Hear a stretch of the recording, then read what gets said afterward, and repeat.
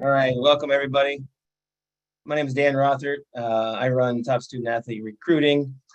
We're going to talk about college soccer recruiting, and we're going to jump into it here in about 1 minute. I'm just seeing a few more people jump on, so I want to make sure everybody has a chance to be in here and listening and knowing what's going on. So thanks for joining me tonight. 1 minute. And I'm going to share my screen.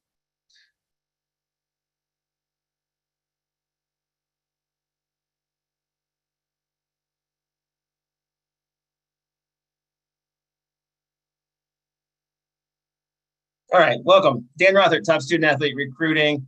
I know we have a lot of listeners from different schools on here that are participating in the North Shore College Showcase Tournament, and you may not be actually participating in it. Maybe on a younger level, it may be a freshman or a sophomore and on the freshman team or on the sophomore team or something like that. Totally understand that, but college is sooner than you think. It happens here fairly quickly, and we want to make sure everybody's well prepared, and so it's not just for the juniors and seniors on here, but I'm happy Coach Ravenscraft and I connected from New Trier, and he's obviously hosting the tournament. And I was a college coach for a very long time. I was at Loras College in Dubuque, Iowa. I still live in Dubuque, so about 3 hours from Chicagoland. I recruited Chicago very heavily. I attended this event many times, looking at particular players, and through the course of my career, if we weren't playing on that weekend or one of those days, or we were in the Chicagoland area as a team. So, very familiar with the event, and, happy to be a part of it. Happy to offer, a informational session tonight, but also I will be out at games on next Saturday at New Trier for the final day of the showcase, and be available for questions and be evaluating some players. And actually some of the players I work with will be playing in it as well. So I will talk about that momentarily. But real quick, this is a webinar format. So how it works is you don't see anybody else on here. You'll just see me. If there is a question, feel free to put it in the chat or the Q&A at the bottom. I'll get to it probably at the end, because I may cover it through the course of my discussion. But it is worthwhile to put any question in there. Nothing is out of bounds. Feel free to ask questions. I'm an open book. I'm willing to tell you everything I know about the recruiting side of things and how this works. But my last year of coaching was 2019. So I've been out of a few years. I started Top Student Athlete Recruiting to help prospects and their families, get through this process and find right fit opportunities. I help with everything from making highlight videos to connecting prospects with college coaches. I call college coaches on their behalf, tell them about players that could be good fit opportunities. And I know the levels of play. So that's a really important thing. Like I can say, oh, I got a player that I work with that could be a really good fit for you if you need that position or you need a player like them. Those things are really important in the process. I was at Loras for a long time. I also coached, a couple other places along the way, but won a few soccer games in my career. Had some successes, won some championships, and had a lot of fun doing it. But I think recruiting was always the lifeblood. How well we recruited the right kids, the right players, for my program. It's different for every coach. So we were a top level Division III team. We could compete with Division I teams. We would go play Division I teams and sometimes even beat them, depending on the year and those types of things. But I was also associate athletic director, and I oversaw recruiting for the whole athletic department. So I understand the ins and outs of financial aid and scholarships, and admissions at different schools are different, and admission rates and all these opportunities, and what are good fits for a person academically, athletically, socially, financially. Everybody's got different priorities, and trying to help families and players find those right fits is a really, really what I do. And then obviously, like, again, connecting them with those coaches too, because I have 25 years of connections out there as well. So, so what I think about college and the decision-making process is, it's not a 4-year decision, it's a 40-year decision. You may have heard that before, right? You should find a place that's the best 4 years of your life. You get everything out of college you desire and more. Like, you might find something that you didn't know you even liked, right? You found a pathway in life, whether it's, a club or a major or something like that you didn't even know existed, and then it kind of changed your path a little bit. You graduate and get on a career path, and obviously you find a place where you can maximize your potential on and off the field. I think that's a huge thing, right? Where are you going to grow? Where are you going to grow as a player, and where are you going to grow as a student, and as a person? What's going to give you those opportunities? Those things are there. I went to Loras, where I've coached forever. When I was 16, I never heard of Loras College, right? There's no question that I had never even heard of it, and 30 years later, if you ask me what my dream school was, I'll tell you that was my perfect opportunity, right? I grew as a person, and I found my passion. I had a great college soccer experience. I grew as a student. I learned how to, so many things about life. Those things are really, big factors in what you should be looking for. Quickly, just talk about the COVID complications, and recruiting has gotten really interesting, right, over the last few years. It's one of the reasons that, I decided to, I didn't know COVID was going to be part of this when I jumped into it, but I guess I should say it was already getting a little bit interesting, recruiting, and then the COVID thing happened and changed the game completely. But these biggest things that happened in COVID were extra year of eligibility. You may have heard this. Every player that played in the 2020-2021 academic year got an extra year of eligibility, so they can actually play 5 years. That's going to affect students and programs and the roster sizes all the way till 2026. So it's still got a ways to go, right? So if you were a freshman in 2020, 2021, you had 5 years from there to keep playing. And that's going to, keep making rosters a little bit bigger or a little bit harder to get onto, for the next 5 years. It's still going to stay hard after that, I think. Was my personal opinion. It wasn't easy beforehand, but now you have, an extra year of eligible athletes in the college level. It's made it a little bit, harder to get on rosters. Coaches don't need as many players for the next year because of graduation. And then there's this transfer thing. So you used to have to sit out a year when you transferred, most places. Now you don't have to sit out a year after your transfer. So there's a lot of players that are transferring, they graduate, they play 4 years one place, and then they go use that 5th year somewhere else. And so instead of a coach taking a incoming freshman, they might take a 5th year senior because they just experienced. They're ready to go in and compete right away versus having to teach a new freshman everything. So it just, I'm not trying to scare you. I'm not trying to say that there's no opportunities out there, but the 5th year of eligibility and the transfer rule that came along with that and COVID have just made things a little bit more complicated. So you have to be a little more creative, and you have to be a little more open-minded, because you may not hear from the school that about. Like I said, I never heard of Loras before, but then I went there. You may hear from some different schools. Cast a wide net, be creative, have an open mind, and find where your interest is. And that's a really important prospect to that. I think you can't force your way on a roster. If a coach doesn't need you, a coach doesn't need a player, a coach doesn't need your position, you don't fit in academically or whatever it is, you can't just force your way on a roster. You have to be wanted by that coach. And COVID's complicated it a little bit more. So I just want to be honest about the process and make sure, everyone knows where that's fitting in. I call this the myths and mistakes of college, soccer recruiting. Some things with myths and mistakes are, the first myth is scholarships. Scholarships in soccer are different than football, basketball, things like that. We're going to talk about that.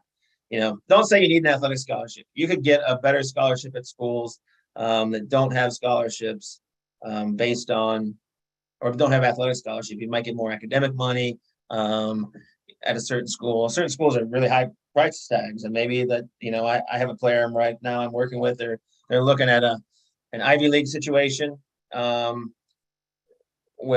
they're going to get some soccer, or they're not going to get some soccer money because it's Ivy League. They don't have athletic scholarships. But then they have another offer on the table where there's a lot of money involved, and it's not as, the academic school is not the same, but they have two totally different positions to weigh out based on scholarships and things like that. But you should be, another big thing is grades, right? There's a lot of younger players on here I saw. Grades are a really important thing, all right? Because you get more money for your grades. Let me explain. All right, so men's soccer, there's 200 schools playing men's college Division I soccer. All right. At Division I, there's 9.9 scholarships if you're fully funded, which let's just assume a school is fully funded. But not every school is fully funded. That means a school doesn't have to give 9.9 scholarships. The coaches also control how they divide those scholarships up. So an average team has about 30 players. If there's 9.9 scholarships available, that's about 1/3 scholarship per player if they gave it across the board, right? Well, they don't have to give it across the board. They could give this player half, and that means someone else is getting less. They could give this player a full ride. That means someone else is getting less. So the thing about it, though, is academics can add on to it. So it's called a stackable scholarship. So, and in football and basketball, everybody gets a full ride, or they're a walk-on, one or the other. There's no partial scholarships, things like that. Whereas in soccer and some of the Olympic sports, there's a number that the coach can deal with. They can divvy it up any way they want, but they can add it on to academic money. So I talked to a Division I coach the other day. First thing out of his mouth was, I said, I have this player. I think you might really like them. What's their grades? His first question out of their mouth. I said, well, actually, they're 4.0. They're a really good student. Great, because at my school, 4.0 is going to get 50% off. And then I can actually offer that player 50% scholarship because I need that position. I'm aware they're pretty good. You're also telling me they're very good.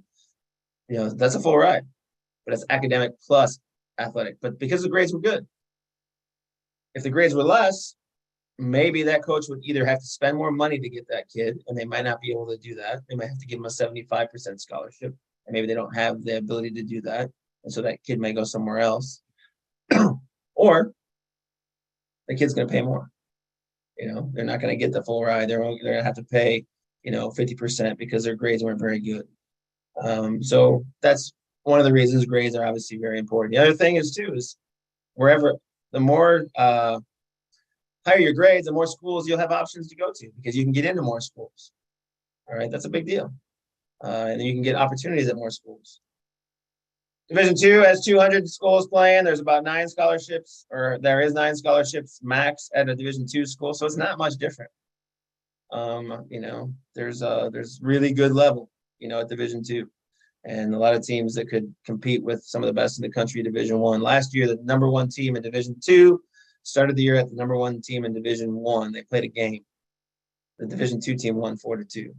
All right, so we'll talk about levels of play here momentarily, but soccer isn't football and basketball where, it's a low-scoring sport, but it's also, it's not 400-pound linemen versus or 7-foot basketball players, right? Like anybody can play soccer. I was just at a Division I game today, and the center mid for University of Wisconsin he might have been 5'4", right?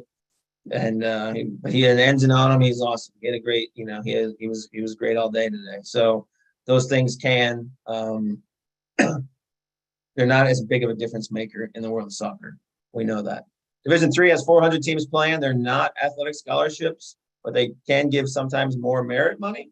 So, there are some opportunities out there. Some state schools that are Division III, they can give really good opportunities based on, there being in-state schools. Like in Wisconsin, there's some Division III state schools. So the price tag can be really good. NAIA is National Association of Intercollegiate Athletics. It's a different governing body, and they have different championships. There's about 200 teams in NAIA.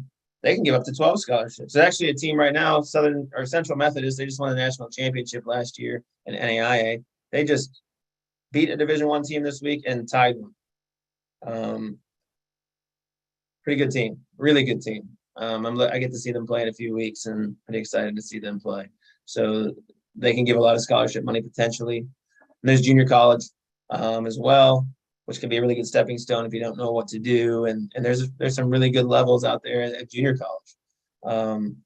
About 1,400 schools all in all playing college soccer, but going back to it, grades matter, right? And scholarshiping isn't quite, as what it is at, you're not really finding too many athletes out there that get full rides just for soccer. It's usually a combination of soccer and academics, right?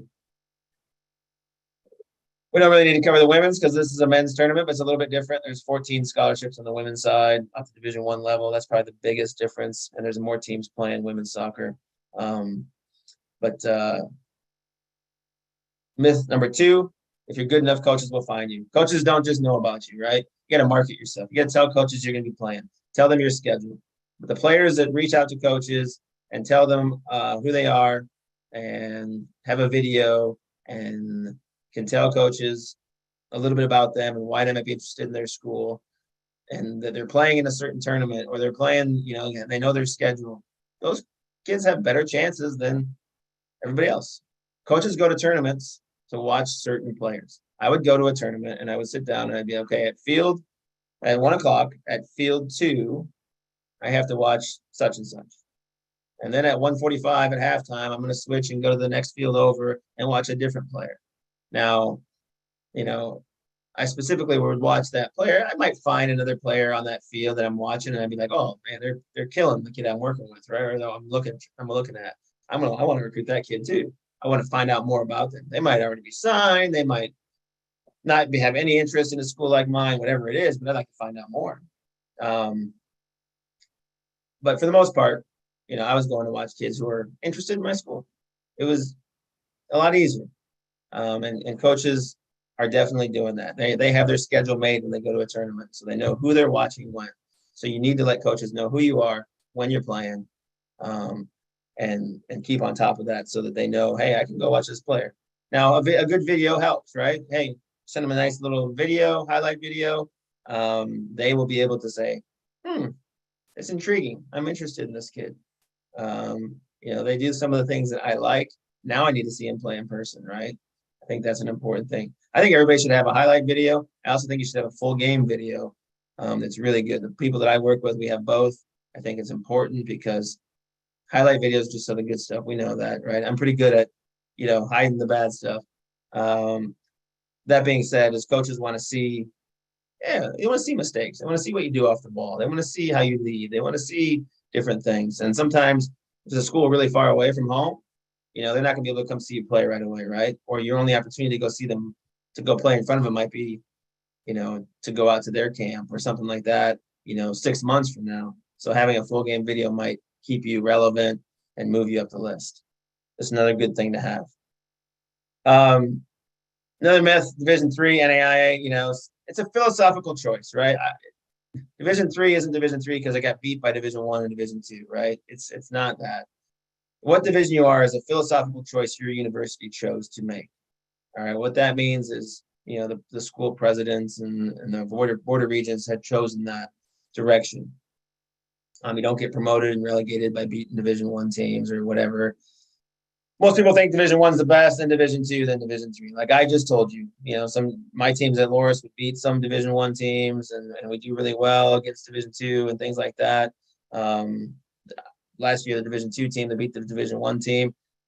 So really, it's not, the best of the best, yes, are Division I. I'm not going to deny that, right? But I do think there's a lot of intermixing and overlapping, based on levels of play, based on different schools. The highest of Division III could easily compete in, Division I and vice versa. Division II, same thing. There's a big, vast array of levels within each level, right? There's the highest high level Division I, and then there's Division I that could get beat up by, most Division III or NAIA teams. And I think knowing that, I have players all the time, I need to play Division I. I'm like, well, you can go to that Division I and win 2 games next year, or you could go to that Division III and compete for a national championship. All right. And they're probably better, and they have better facilities, and they have better situation all the way around. So, don't discard. Don't just think level of play. Go see games. I'm telling you, go see levels of play and look at and really watch your position and watch what that player is doing and watch, do I play like that? Do I have that touch? Do I have that work rate? Do I have that, aggression, whatever it is that player has? Those are really things, in all levels. Don't just go watch Division I, go watch your local college, right? Schools by you. Every player that does do this, I think, is a little surprised by how good the level is at any level. So I encourage you to check that out. I'm going to show you a little clip here. Give me 1 second to change something. I think I just got to share my screen again, but I need to share the sound. All right, this is 5 mistakes of recruiting. It's a little sarcastic video that I made. It's pretty funny, so have a listen here. Are you going to play in college? Yeah, probably D1. That's cool for who? Either North Carolina or Duke. Maybe Wake Forest or State if I have to. I'm not sure yet. Are those coaches at the game today? I don't know. I haven't talked to them yet. I'm only a junior. So how do you know you can play for them? They all sent me letters asking me to come to their camp so they could get a better look at me, so they definitely want me. That sounds stupid. They probably just want you to come to their camp. Plus my coach said it's an NCAA dead period and they can't recruit me until after July 1st prior to my senior year? That's stupid too. Of course they can recruit you. I have friends who are sophomores and are committed to schools already. I'm not worried about it. My dad's buddy said I can play D1 for sure. You are a tool. Did you even send them video? No, I don't have any. I think my coach was going to get some and sent to some schools randomly. That's a pretty stupid idea. I heard they get a lot of tapes sent to them. I'm not worried. I was all conference. You are a tool. Don't you think most kids who want to play in college were all conference in high school? Do you have good grades? I have a 2.5, and that's all I need to be eligible. You are getting dumber the more I talk to you. What if you can't get into a school with that? Or what if the coach prefers athletes with better grades? But I'm really good. My mom says so. Your mom is stupid too. Don't you even want to look at D2 and D3 schools? I heard they suck. I'm pretty sure I could play at any D2 school that I wanted to. You suck. You know there are like 15,000 high schools and 1,000 colleges, so only the best players in the country can play D1. Have you ever been to a D2 or D3 game? No, they suck. You suck. Like I said, pretty sarcastic. My buddy and I made that. It's pretty funny, I think. He makes all the mistakes, right? But but those are real things I hear, right? And to be honest, it's usually just maybe one or whatever. But I think he's making all of them. But the first one is targeting the wrong colleges. I mean, you got to be honest with yourself and not target schools that aren't good fits for you. Athletically, everybody wants to play Division I. That's what they know of because you see on TV with football and basketball. But they really don't know sometimes what that level consists of. Go watch games. Watch them on TV is great, but you can do that now with ESPN Plus and those types of things. But seeing them live is a different ball game in some regards. And many prospects I've seen overshoot it. They only go after these Division I schools, and then in the end they don't have options, right?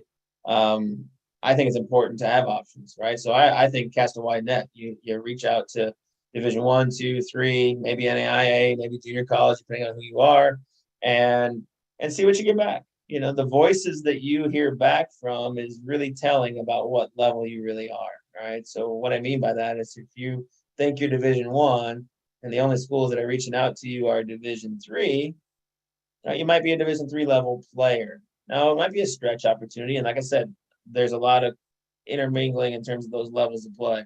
So I do think it's important to have some stretch opportunities and maybe reach out to some schools that, you think you might be close to and you're not quite sure, and seeing where that might go. But because things change all the time.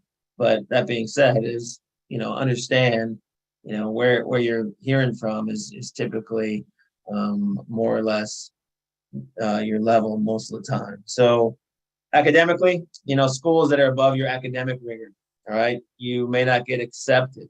If you're applying to, this kid has a 2.5 and he applies to an Ivy League school, it's going to be over before it started. You got to have the right academic level to even be considered by a school. There's some players that I work with, they'll reach out and say, I'm interested in this school. I'm like, well, you can't go there. Your grades aren't good enough. All right. So let's just take it off the list. It's not even an opportunity. It's not even an option. So look at that and see if you fit in academically. Financially, you got to target schools that are going to be in your price range. All right. Some schools are going to offer really good merit aid and potential. There's scholarship money for soccer. Some aren't. Some won't have any need-based financial aid. If that's a thing for you, you need to be able to know where you fit in that piece. All right. And then the experience, right? What is the overall experience? What are you looking for in your college experience? Are you looking for a winning team? Or are you looking for an urban or a rural type situation? What's the culture of the team and the community? Is it fun? I think you get out of college what you put into it. There's a lot of great colleges out there. All right. But is it right for you? And you need to figure that piece out. So knowing what you're targeting before you just reach out to schools because you heard of them before is really important in that process. But I think you need to cast a wide net, start with 25, 30 schools. You're not going to start with 5 or 10 and all levels, all divisions. And going into that, contact too few schools, right?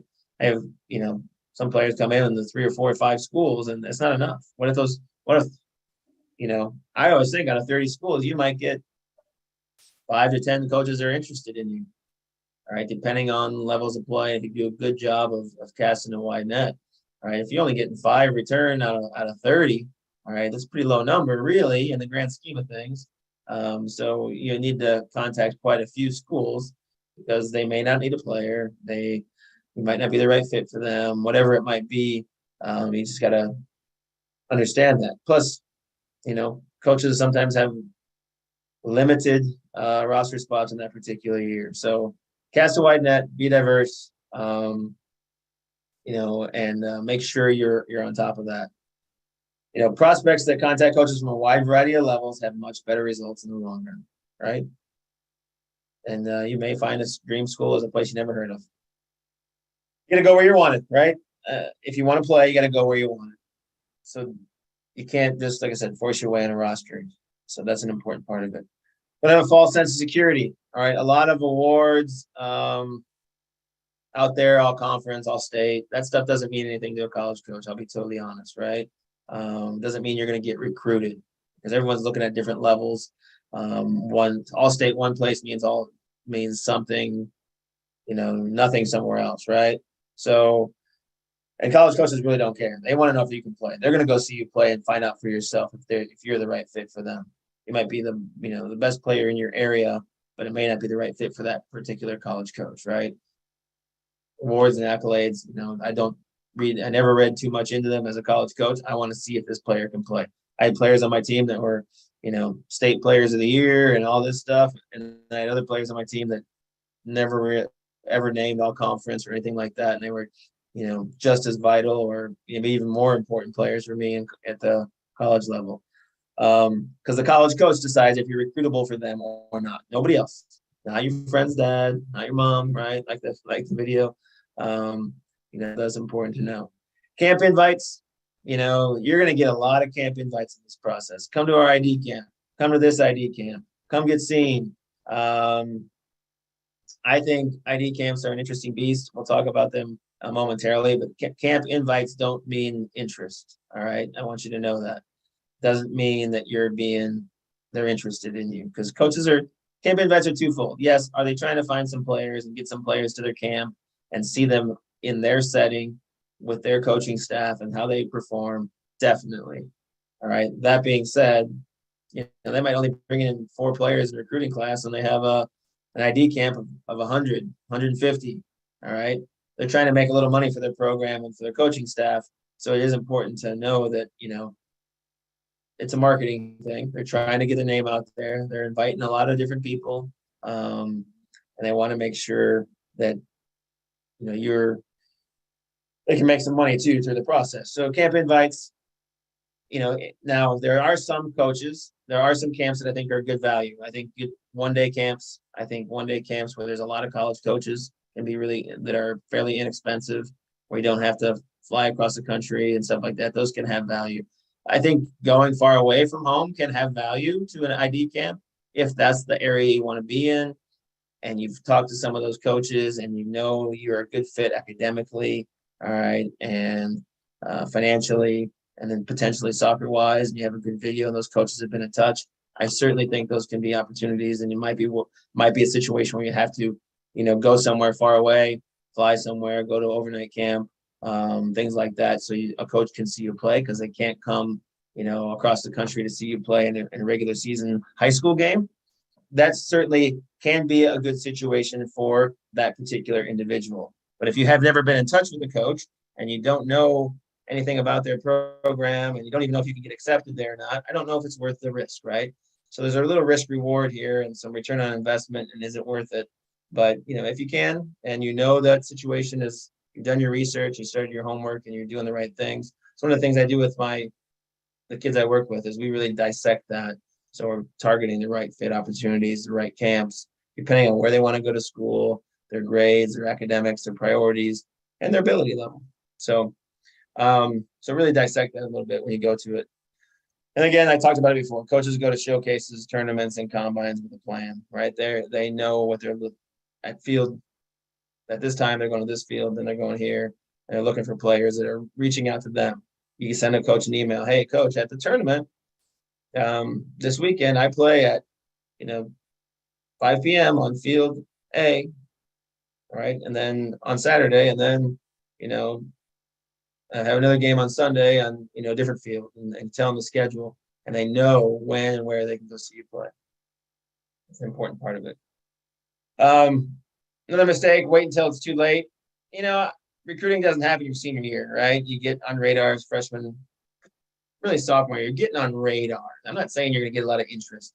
Most sophomores that I work with, on the boys' side, don't get any. There's no coaches reaching out to them. Most of this happens junior year into senior year, potentially, depending on the player.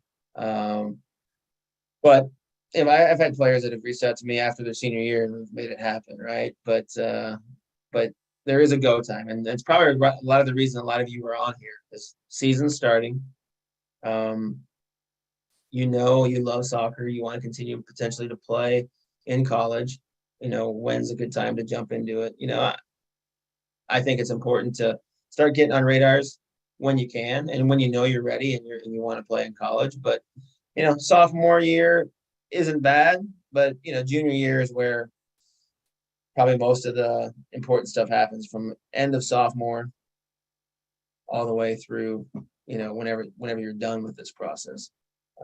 So I would think end of sophomore year, maybe spring of sophomore year, you can start getting on at some club tournaments. Some coaches will be watching your games, right? So somewhere in that sophomore year time, it's not too late to start getting on radar. Now, they still might not reach out to you until you're a junior, but they're watching, going, all right, when this kid's old enough, I might be interested in this player. Or I'm going to keep my eye on this player a few more times over the course of the spring and summer to see if that's someone we really want to recruit. So I think sophomore year is a good time to jump in, but it could be junior year, or if you decided senior year. I just started with a player today. All right. I wasn't getting any love. Great player. I've seen him play. Not getting the options they wanted. So I'm going to jump in and really accelerate that process for them. It's not too late. Your coaches, everyone's coaches have different levels of comfortability in this, right? So ask your high school coach what their level of comfort is in this, all right? The coaches are busy. They have a whole program to run. They have a ton of athletes to help. It is a little bit harder to help everybody at a high level and do, reaching out, making a ton of phone calls on behalf. But coaches can do it if they have comfortability. Ask them. All right. Some of them have the resources and connections to do it. Some of them don't. And that's okay. So I think it's a good question to ask. Hey, coach, how comfortable are you helping in the recruiting process? And do you have any tips and what's your suggestions there? Because it does vary. So every coach is a little bit different.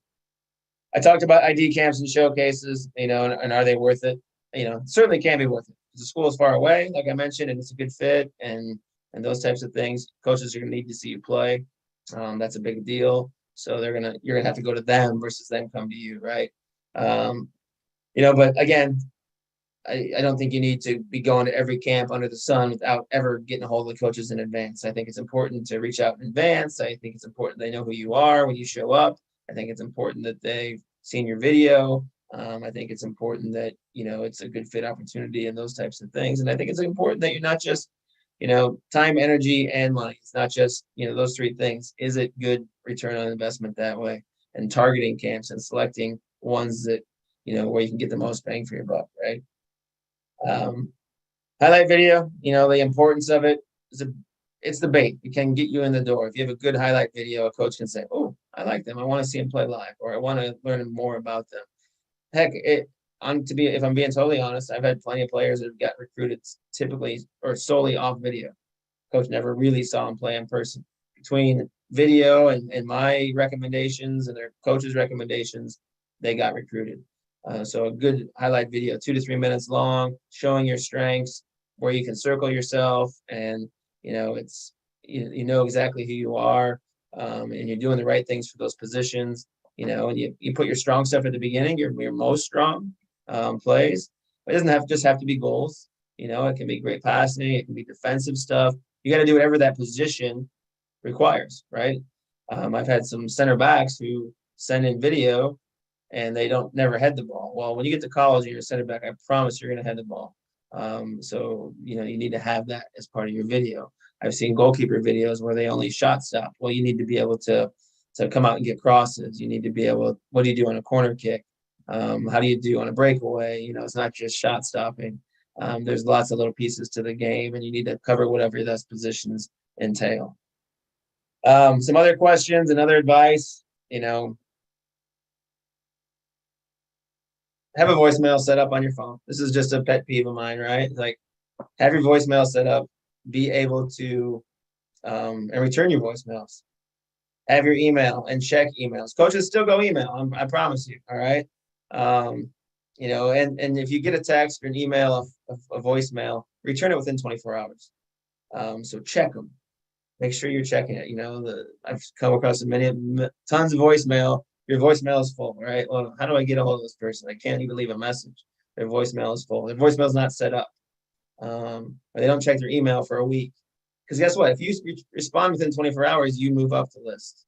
If you don't, you wait 2 weeks and then you respond, "Oh, I didn't see this, coach." You might have moved off the list in that 2 weeks because they move on to the next player. There's a lot of players that are very, very similar, and who's going to move up, right? The person who responds quickly. That's a deal. That's important. So have that set up. Be in shape when you go to camps, off season, stuff like that. Stay fit, especially that critical evaluating time from probably mid sophomore year all the way through, senior year. You got to be ready to go. You never know who's watching, right? You can reach out to coaches. Don't overwhelm them and reach out to them every week if you're not hearing back from them. There's a fine line between the right amount of communication and being annoying. But that being said, if you have something to tell a coach, tell him, "Hey, coach, here's some more clips from my most recent game. Check them out. Here's my schedule. It's been changed. I want you to know about the changes in the schedule." Let them know those things. "Hey, coach, I saw your result from last night. Awesome win. Good job." You can say that stuff. That's okay if you've started a conversation with that coach. If you're just randomly reaching out to that coach and keep pinging them with, "Hey, great job on the win last night," and you haven't heard back after 4 or 5 times, guess what? They're not responding for a reason. So, you have to be a little resilient in this process, and that's just the truth of the matter, right? I don't like to say they're not interested. It's no fun to tell anybody that, but I tell the kids I work with the truth, and if you're not getting some interest, sometimes you're not, the right kid for that school. Some other common questions, am I good enough to compete in college? I do think there's a place for almost everybody to play in college. There's a ton of different levels with each level, right? But that being said, it's not for everybody. What level is the best for you? That's a harder question. It depends on style of play. Do you fit in with that coach's style of play? You might say, I really want to go to this Division I school, but you might be, a small playmaking, center mid who needs the ball at their foot. And the school that you think you want to go to is a team that plays super direct, never uses the midfield, and you're not going to be a good fit for them, right? Those things matter. Style of play matters. Level of play matters. Like go watch games. Like I said, check them out. Ask somebody in your area, right? Ask a college coach in your area. Don't ask your club coach, your high school coach. There's too much emotion and mentorship going on there. It's hard for them to do that. But ask a neutral party. If there's a high college coach in your area that someone knows or things like that, have them come out and watch and have them tell you the truth. That's one of the things I do is tell people, yeah, this is where I see you fitting in. How do I develop a relationship with a college coach of a program I'm really interested in? Is try to start a conversation. So the whole reason you send the emails, right, or you reach out to coaches is to try to start a back and forth, because as you communicate with a coach, your value goes up. So you ask coaches questions, right? And you hope you get a response. I think a great question is, Coach, how do I become a prospect for your program? Someone you're looking to become a recruit for your program. How does that happen? What's next in the process is another question. If they respond to you, and you say, oh, hey, Coach, here's all my information. If you're interested in me, respond back and let me know what's next in the process. And they respond back and they tell you what's next in the process. Then you got to do those things. They might say, I need a highlight video. I need a full game video. And I need you to fill out this questionnaire. Well, you better do that, and do it fairly quickly, right? So you can move up the list. And then you might respond back, hey, Coach, I did those 3 things. All right. So what do you think? What's next? Oh, we want you to come for a visit. Okay. Or we want to set up a Zoom call with you. Those things can happen. NCAA Eligibility Center. Someone just asked me about this today, so it's pretty important. Do you need it? If you want to go to a Division I or Division II, and you're getting recruited to go there, and you get an official visit offered, at that point you have to have NCAA Eligibility Center and a number from the NCAA Eligibility Center. Until that point, you don't really need it. I tell most of my players to wait. You're going to wait till the coaches kind of guide you on that. They're going to tell you when you need it. For an official visit, you need it. Unofficial, you don't really need it. So official visit is a visit that is paid for by the college. So you might, you could get flown somewhere if you're, a high level, maybe Division I player. Even some Division III schools fly players out that they're interested in, depending on the school. It's not that common, but it can happen. But those will be paid for visits by the college. But most visits, to be honest, are unofficial. They're not paid for by the college. You drive there, you spend your own money to get to that visit, and then you go on the visit. So that's the difference between official and unofficial. But to go on an official visit, you have to have an NCAA eligibility number. But the coach is going to make sure you have that before you go. So it costs money to sign up for the NCAA Eligibility Center. I think you can wait on it until you know kind of what levels you're getting serious about. And then as that comes along, then you can fill it out and go from there. So that's kind of my presentation. If there are questions, feel free to put them in the chat and those types of things. Top Student Athlete Recruiting is my company. It's really just me. I have a few people who do a little part-time work for me in video and things like that, but I use my experience and connections to help prospects and their families gain more exposure, get in front of more coaches, connect you with them directly, and find the right fit colleges to attend. Save money on college costs, that by knowing how to navigate that system. I did that forever, and then facilitate the process from start to finish. And by having an individual game plan, everybody's got their own game plan, and they're all different based on what you're looking for. And reduce stress of the process for sure by doing that. But if there are questions, you can reach out to me directly. You can email me. You can call me. I am going to be at New Trier next week on Saturday, so I'll be there for the games all day. And if you want to track me down, I'll have a tent up and stuff like that. You can find me and we can chat a little bit. So there'll be questions there, or you can just, respond right now. You can put something in the Q&A in the chat, but hopefully you found this helpful. I have a lot of other information out there, but if you have questions, I'm an open book, so happy to help. Good luck with the starts of your season. I know it's exciting. Hopefully, no matter what year you are in school, you're feeling that it's, definitely, a great experience, and you're having a lot of fun doing it. So I think that high school soccer is unique, and I love it. I personally love it. That's why one of the reasons I wanted to partner with the North Shore Showcase is fantastic. I just think high school soccer is awesome. So, all right. Well, thank you so much. If there are questions, I'll stick around for a minute or two, and then otherwise, good luck with everything. Thank you.